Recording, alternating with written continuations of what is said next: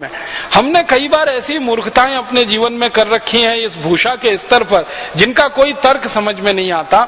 जैसे बहुत भारतवासियों को मैंने देखा है मोजे पहन के घूमते रहते हैं जूतों में।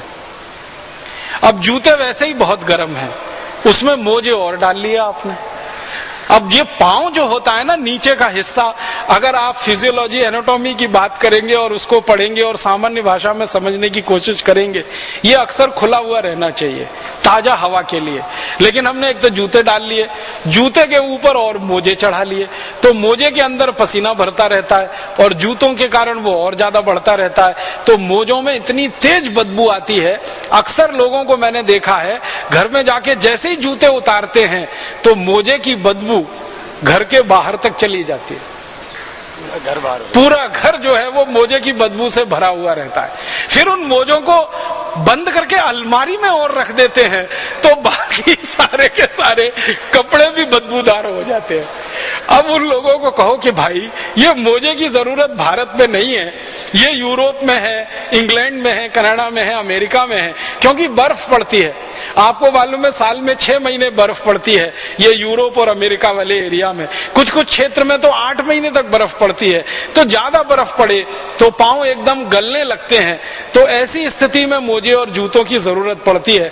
भारत में तो कम से कम 3/4 इलाका ऐसा है जहां कभी बर्फ नहीं पड़ती और 1/4 इलाके में साल में 15-20 दिन, बहुत अधिक तो महीने भर बर्फ पड़ती है। तो उतने दिन के लिए अगर वो लोग मोजे पहने जो 1/4 इलाका भारत का बर्फ वाला है, उनको ही बात तो समझ में आती है। पूरे भारतवासी मोजे पहन के घूमते रहते हैं, भरी गर्मी में मोजे पहने रहते हैं, जून की गर्मी में, जुलाई की सड़ी हुई गर्मी में, जब बारिश भी होती है और गर्मी भी पड़ती है और खराब गर्मी होती है। ये मोजों का बड़ा विचित्र विज्ञान है। हमारे भारत में तो सन्यासियों के लिए जो पहनावा है वो खड़ाऊ है और गृहस्थ लोग भी पहनते रहे।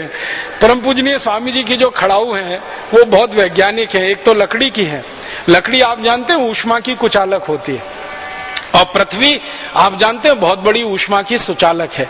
तो पृथ्वी से आपके शरीर का जो कनेक्शन है, जो संबंध है, वो टूटा रहे, माने आपकी ऊष्मा और ऊर्जा पृथ्वी में ना चली जाए और बिना किसी कारण आपका बड़ा नुकसान ना होने पाए, इसके लिए लकड़ी की खड़ाऊ दी गई है। और लकड़ी जो है ऊष्मा की कुचालक होने के कारण पृथ्वी और आपके शरीर के बीच में एक माध्यम बन जाती है ताकि ऊष्मा का, ऊर्जा का, बेकार का प्रवाह पृथ्वी में ना होने पाए। इतने वैज्ञानिक तरीके से ये खड़ाऊ बनती है जिसका उपयोग हजारों साल से इस देश में होता रहा। हमने वो खड़ाऊ छोड़ दी और उस खड़ाऊ को छोड़कर यूरोप और अमेरिका की नकल करने वाले जूते खरीद लिए और उन जूतों में फंस गए मोजे और मोजे में फंस गई बदबू और बदबू में फंस गया पूरा घर और परिवार जो परेशान होता रहता है। राम भी तो खड़ा हुआ। हमारे देश में भगवान श्री राम का कहानी देखें, भगवान श्री कृष्ण का देखें, ये सब खड़ाऊ पहनने वाले लोग थे। श्री राम ने हमेशा खड़ाऊ पहनी, लक्ष्मण जी हमेशा खड़ाऊ पहनते रहे, बजरंगबली को देखें, हनुमान जी को वो खड़ाऊ पहनते रहे, श्री कृष्ण खड़ाऊ पहनते रहे, युधिष्ठिर, अर्जुन, नकुल, सहदेव, भीम, ये सब खड़ाऊ पहनकर हमारे महापुरुषों ने अपने अपने जीवन में बड़े बड़े काम किए। और आप तो जानते हैं एक हमारे यहाँ मुहावरा चलता है जो वास्तविकता पर आधारित है कि श्री राम ने अपना राज्य तो खड़ाऊ की मदद से ही चलाया। भगवान श्री राम तो गए नहीं गद्दी पर, कुर्सी पर बैठने के लिए, उनकी खड़ाऊ रखी रहती थी कुर्सी और गद्दी पर, उसके द्वारा राज्य चलाया जाता था। तो खड़ाऊ बहुत महत्व की चीज है हमारे देश में। जो खड़ाऊ 14 वर्षों तक किसी राज्य का संचालन कर सकती है और राम राज्य का संचालन कर सकती है, साधारण राज्य नहीं, राम राज्य। राम राज्य में जहां कोई दुखी नहीं है, कोई गरीब नहीं है, कोई भुखमरी का शिकार नहीं है, कोई बेरोजगार नहीं है, जहां अतिवृष्टि नहीं है, जहां अनावृष्टि नहीं है, माने जीवन का कोई दुख ही नहीं है, ऐसा राज्य राम राज्य। और वो खड़ाऊ के द्वारा संचालित हुआ हो 14 वर्ष, तो अंदाजा लगा लीजिए खड़ाऊ का कितना बड़ा महत्व रहा होगा इस देश में। और भरत जो श्री राम के अनुज छोटे भाई, जब उनको बुलाने के लिए गए वन में, तो श्री राम ने कहा कि मेरी खड़ाऊ ले जाओ। तो बहुत हर्ष के साथ, खुशी के साथ भरत उन खड़ाऊ को अपने सिर पर रखकर राम राज्य तक लेके आए, माने अयोध्या तक लेके आए। खड़ाऊओं का स्थान सिर में रहा है, हमने अब वो जूते को देना शुरू कर दिया है। क्या हमारी संस्कृति का पतन हुआ है, कहां खड़ाऊं और कहां जूता। तो आप इस जूता संस्कृति से थोड़ा बाहर निकलें। ये सांस्कृतिक पतन है हमारा, जूते का पहनावा। और जूते का पहनावा ऐसा, एक जोड़ी जूता नहीं, दो नहीं, तीन नहीं, चार नहीं, 5, 10, 15, 20, 25, 50 और लोगों को ड्रेस के हिसाब से जूता। हम शायद इस उम्मीद में, इस कल्पना में इसको धारण किए रहते हैं कि इससे हमारा कोई स्टेटस सिंबल बढ़ता है। वो मूर्खता बढ़ती है।